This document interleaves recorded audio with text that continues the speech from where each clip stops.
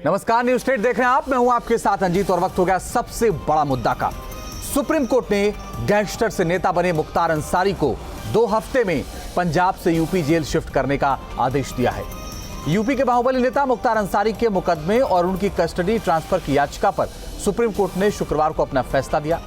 पंजाब सरकार की दलीलों से कोर्ट संतुष्ट नहीं था और इस पर अपना फैसला कोर्ट ने सुनाया।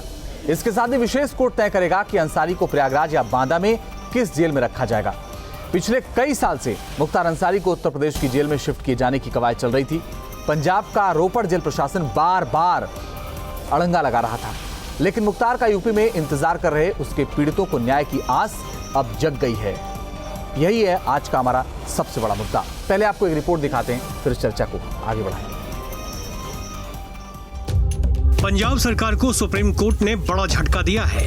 रोपड़ जेल में चैन की सांस ले रहे बड़े गैंगस्टर की इस फैसले से धड़कनें तेज हो गई है। सरकार का ये भी कहना था कि पंजाब सरकार जिस तरीके से मुख्तार अंसारी को बचाने की कोशिश कर रही है, जिस तरीके से मुख्तार अंसारी को वापस यूपी भेजने में आनाकानी कर रही है, ये अपने आप में एक समझ से परे है कि आखिर एक अपराधी का बचाव एक राज्य सरकार क्यों कर रही है। सबसे बड़ी शर्मिंदगी पंजाब सरकार को इस मामले में उठानी पड़ी। सूबे की सरकार ने एक अपराधी को बचाने के लिए इस लेवल तक स्टैंड ले लिया कि यूपी स्टेट को सुप्रीम कोर्ट में जाना पड़ा कि उस अपराधी के अगेंस्ट केसेस हैं।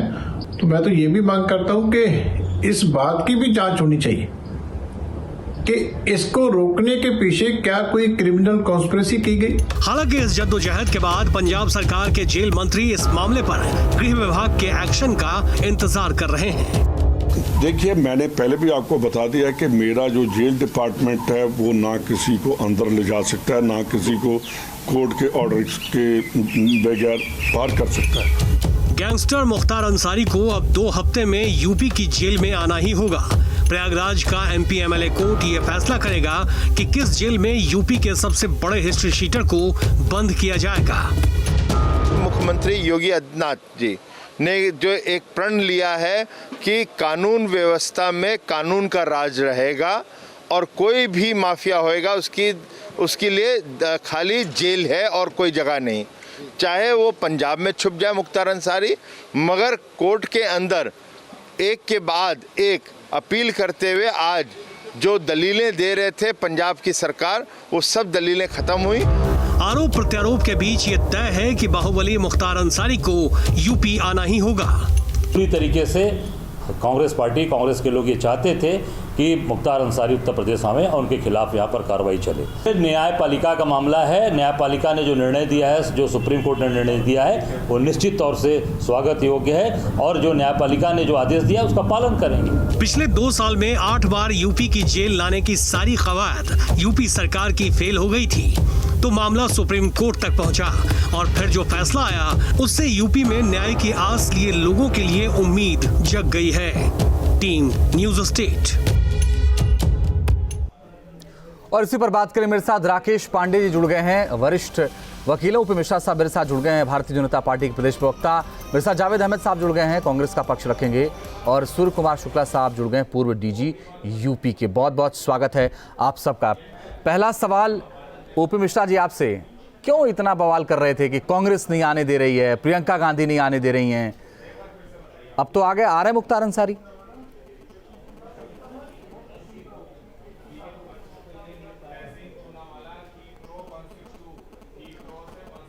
ओपी मिश्रा जी, आवाज मिल रही है आपको?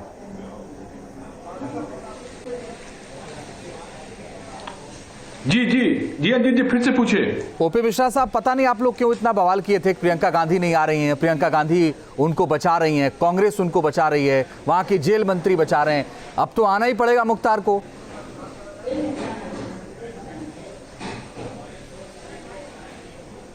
देखिए, इसमें हमने बवाल नहीं मचाया, हमने तो कानून का रास्ता अपनाया। उत्तर प्रदेश की पुलिस बार बार वहां पे गई और जिस तरह से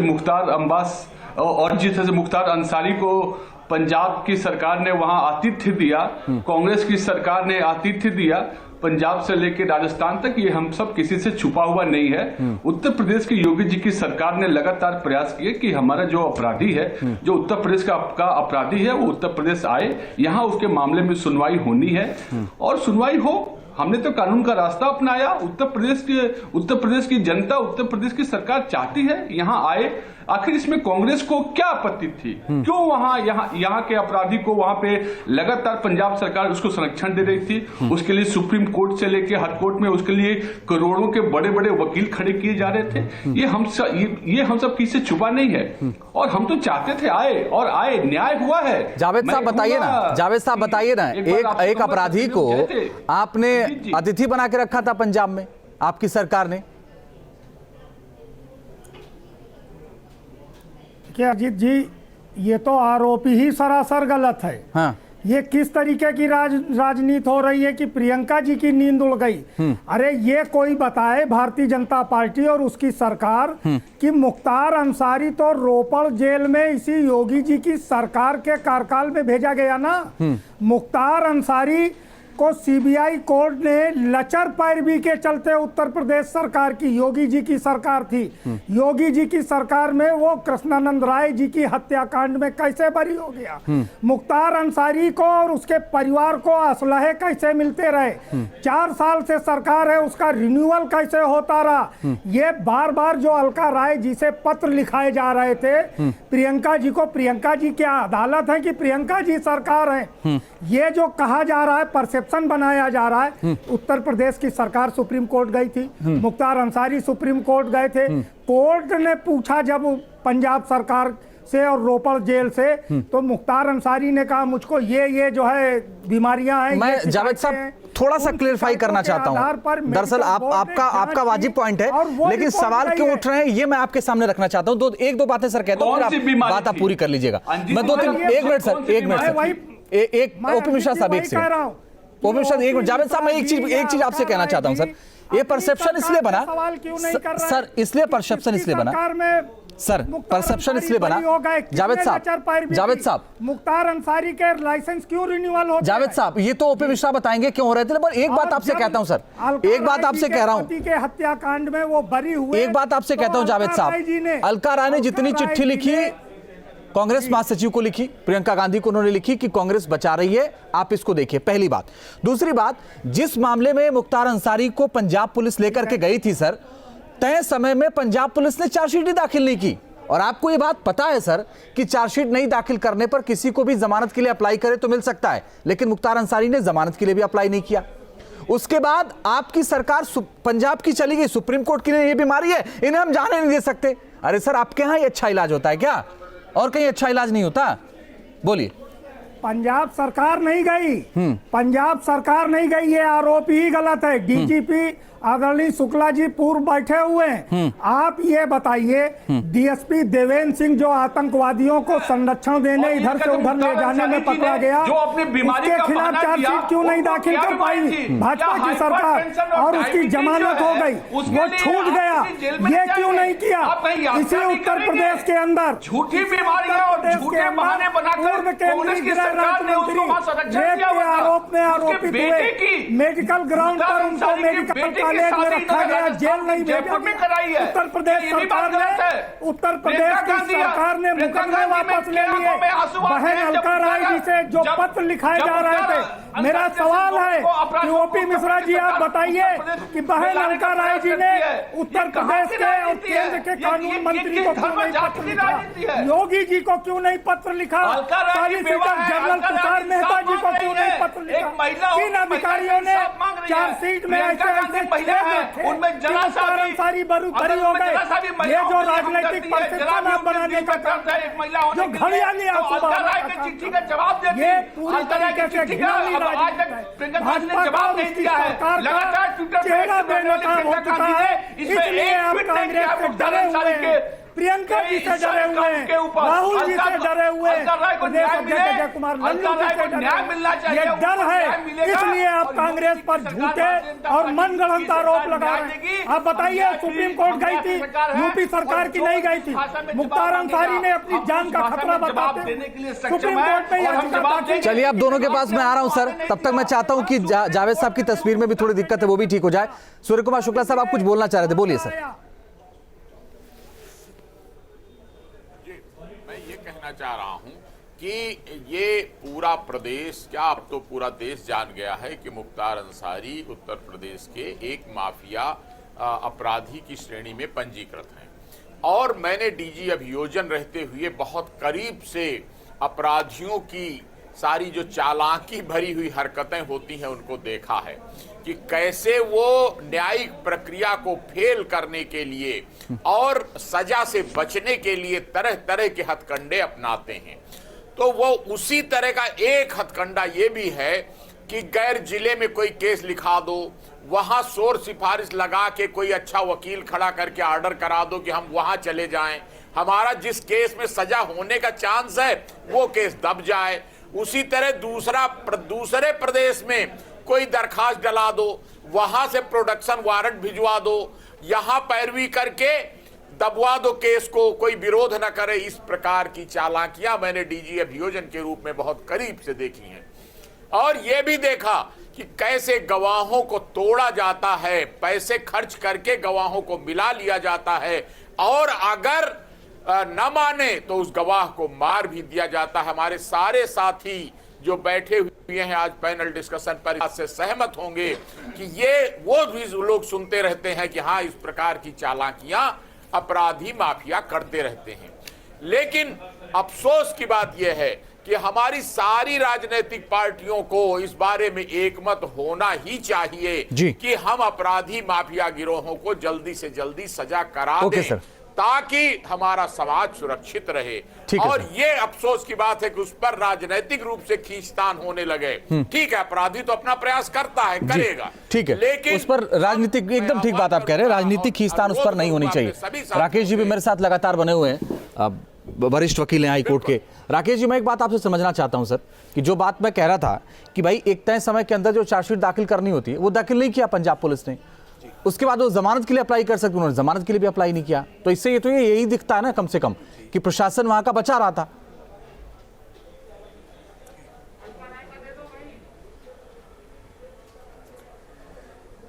देखिए, ऐसा है कि हम लोग दम भरते हैं कि हम नीरव मोदी को और मल्ल्या को लंदन से बुला लेंगे, बाहर से बुला लेंगे। ये एक बड़ी आपस में हम लोगों को कहीं ना कहीं चिंतन का विषय है, सोचनीय विषय है कि हम एक प्रदेश में वांछित अपराधी को दूसरे प्रदेश से लाने में अक्षम हैं और उसके लिए हमें जो है न्यायपालिका की आवश्यकता पड़ती है। ये अपने आप में ही एक गलत संदेश देता है। आप सही कह रहे हैं, उनकी डिफ़ॉल्ट बेल होती न होती, लेकिन वो यूपी में वांछित थे। ये एक प्रशासनिक स्तर पे दोनों स्टेट्स में आपस में ये चीज़ें रजामंदी से हो जानी चाहिए थी कि भाई आपके यहाँ वांछित हैं, इनकी ट्रायल जो है आप पूरी करें, हम इनको भेज रहे हैं। तो अब इस पे तो हमारे ख्याल से चर्चा नहीं कि उनको बचाया जा रहा था या संरक्षण था जी, लेकिन हमें ये लग रहा है कि ये फेडरलिज्म का एक बड़ा अनूठा रूप है, बड़ा विकृत रूप है फेडरलिज्म का, कि एक स्टेट को हम दूसरे स्टेट के सामने खड़ा कर दे सिर्फ अपने राजनीतिक डिफरेंसेस से, बिना किसी गलत सही की सोच के, बिना इस सोच के कि एक अपराधी व्यक्ति का राजनीतिक इतिहास हो सकता है, लेकिन उसके आपराधिक इतिहास को देखते हुए उसका ट्रायल होना चाहिए। और जहां मुकदमे हैं और जहां वांछित है वहां हर प्रकार से प्रशासनिक तैयारी होनी चाहिए, प्रशासनिक समझौते होने चाहिए कि भाई ठीक है, इनका ट्रायल आप पूरा कराएं जी।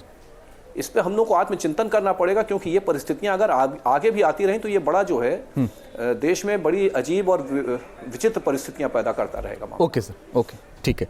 अनुराग भदौरिया भी मेरे साथ आ गए, बहुत स्वागत है आपका अनुराग जी। मैं जी, आप सर बात पूरी कर लीजिए, फिर मैं अनुराग जी पास चलूं। बोलिए सर। न्यायपालिका की जरूरत पड़ती है। मैं ये कह रहा हूं कि इस टाइप के काम के लिए न्यायपालिका की जरूरत पड़े, सुप्रीम कोर्ट की जरूरत पड़े, ये अपने में ही जो है एक, मैं यही कहूंगा कि मतलब ये एक चिंतन का विषय है। इस पे जो है देश को, राष्ट्र को, हमारे विधि बनाने वालों को कुछ न कुछ सोचना। अनुराग भदौरिया, मैं आपको इस चर्चा में बुलाना चाहता हूं। अनुराग जी बताइए कि बीजेपी ये कह रही है कि पंजाब प्रशासन, पंजाब सरकार खुले तौर पर बचा रही थी और उसमें कांग्रेस के बड़े नेताओं का हाथ था। क्यों बचा रही थी सरकार, आपको क्या लगता है?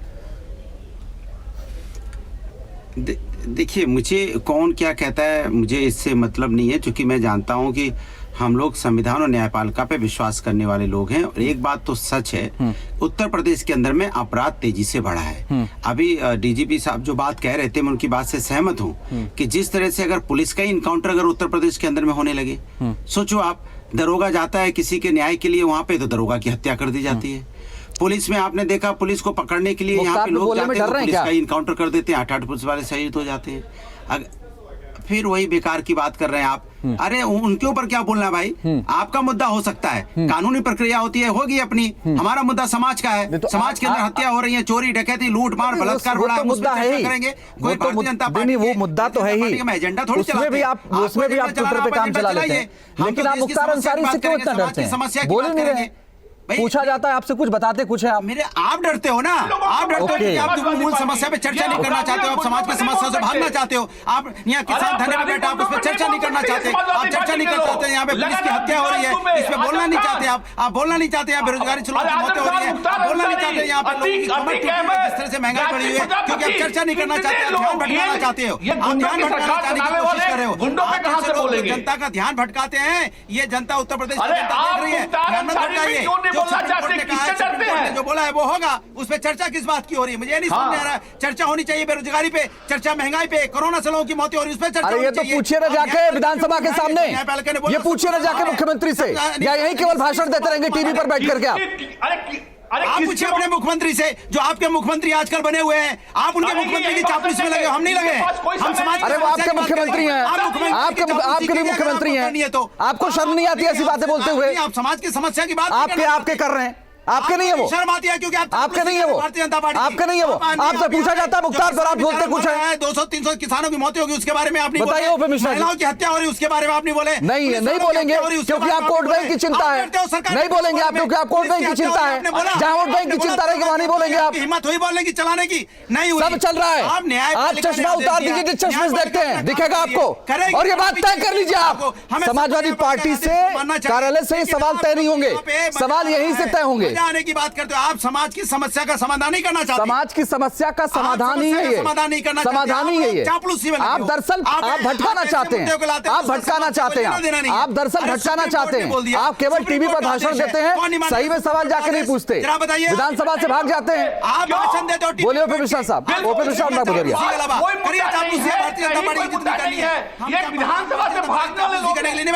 हम समाज की बात उठाने के लिए बैठे हैं, समाज की जो मूल समस्या उस पर चर्चा करने के लिए बैठे हैं। जो समाज के अंदर हो रहा है, समाजवादी पार्टी के लोग भी समाजवाद समाप्त हो चुका है। उत्तर प्रदेश की जनता ने इनको रास्ता दिखाया है और जहां भेजा है ये वहां से कभी वापस नहीं आ सकते। आप लोकतंत्र को खत्म करना चाहते हो क्या समाज के अंदर में? इसमें आप चर्चा नहीं करना चाहते? यहाँ लोगों की चर्चा नहीं करना चाहते, आप चर्चा नहीं करना चाहते किसानों पे, महिलाओं पे, बेरोजगारी पे, महंगाई पे। आपके साथ है कौन? आपने सबको छला है, आपने हर जाति को छला है, हर धर्म को छला है, हर वर्ग को छला है। आप छलने का काम करते हैं और गुंडों की सरकार चलाते हैं। गुंडों के साथ कौन रहेगा? अरे गुंडों के साथ कोई रहता है क्या? गुंडों की सरकार। जावेद साहब, मैं आपको इस चर्चा में लाना चाहता हूँ। जावेद साहब, मैं इस चर्चा में आपको लाना चाहता हूँ, फिर मैं सूर्यकांत जी के पास जाऊंगा, सूर्य कुमार साहब के पास जाऊंगा। फिर जावेद साहब मुझे एक बात बताइए। ओके सर, ओके, एक मिनट सर, जावेद साहब भी बैठे, उनको ही बोलने दीजिए। जावेद साहब मुझे एक बात बताइए। हो गया उत्तर प्रदेश के वो। ओके सर, ओके सर, मूल समस्या पे ही बात हो रही है। मानसिक रूप से अपराध जो पीड़ित है ना उत्तर प्रदेश में, उनको न्याय दिलाना भी मूल समस्या ही है। अब आपको इस बात का ज्ञान नहीं है तो मैं कुछ नहीं कर सकता। अनुराग भदौरिया जी, जावेद साहब मुझे एक बात बताइए, जो बचाने का आरोप लग रहा है वो क्यों लग रहा है? इसके पीछे कोई वोट बैंक था, कोई पॉलिटिकल जुगाड़ था, या कुछ और था?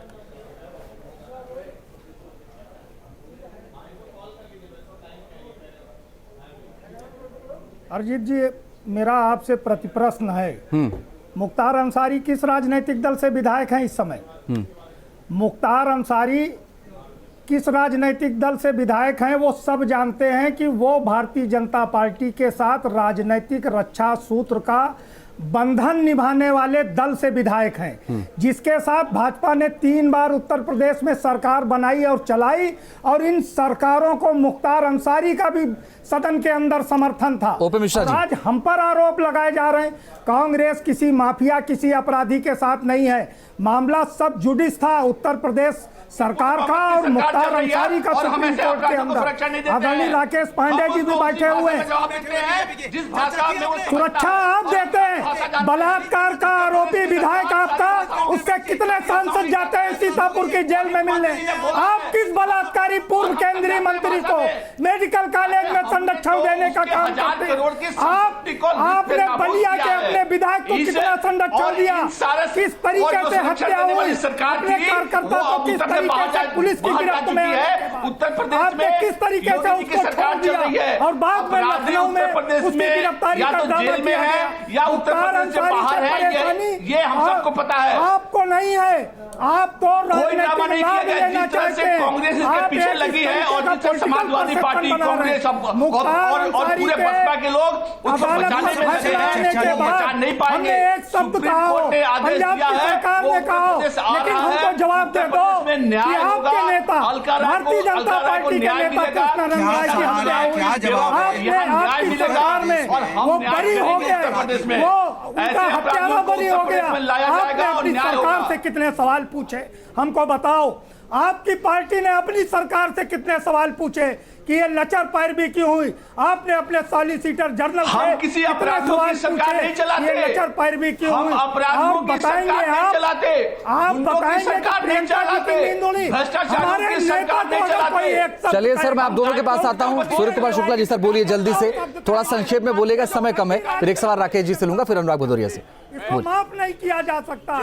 आज अदालत का फैसला आया है, अब लाइए मुख्तार अंसारी को। मुख्तार अंसारी से तो राजनीतिक लाभ आपने लेने का काम किया है। अपने उस राजनीतिक रक्षा सूत्र वाली बहन को क्यों नहीं पत्र लिखा कि उसको पार्टी से निकालो?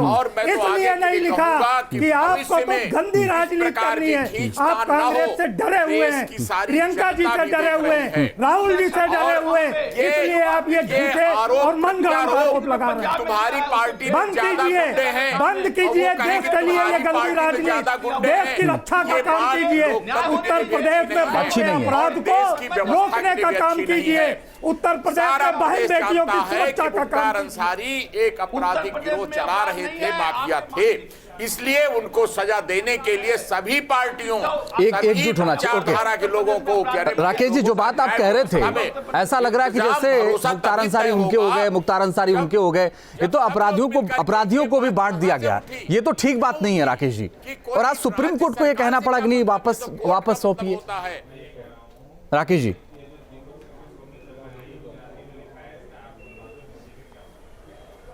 जी बता सर, आज सुप्रीम कोर्ट को यह कहना पड़ा कि सौंपिए, अपराधियों को भी बांट दिया इन्होंने, राजनीतिक दलों ने।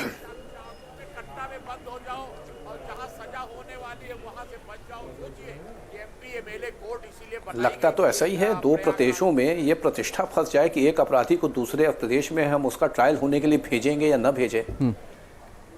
अगर प्रदेशों में इस टाइप की प्रतिष्ठा फंस रही है तो ऐसा लगता है कि गलत और सही की सोच से इतर होके और हम लोग सिर्फ राजनीतिक सोच पे और राजनीतिक। अनुराग भदौरिया, मुझे एक बात बताइए जल्दी से संक्षेप में, जब आप ये कहते हैं कि आप इस पर चर्चा कर लिए, उस पर चर्चा, कोई बात नहीं, उस पर भी चर्चा होती है, आप मुख्तार अंसारी पर नहीं बोलते? आपको नहीं लगता कि जो पीड़ित हैं उनके खिलाफ आप अन्याय करते हैं, उनको लेकर अन्याय करते हैं? मेरी समझ में नहीं आता एक चीज, मेरी समझ, अच्छा सुनिए, मेरी एक चीज समझ में नहीं आता। पंजाब में हमारी सरकार नहीं, आपकी बिल्कुल नहीं, लखनऊ में हमारी सरकार नहीं, सेंटर में हमारी सरकार नहीं, एकदम नहीं, सुन तो लीजिए।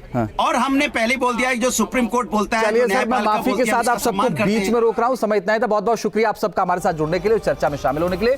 सबसे बड़ा मुद्दा में फिलहाल के लिए बस इतना ही। रुक रहे कुछ ही पलों के लिए, आगे भी जारी है खबरों का सिलसिला।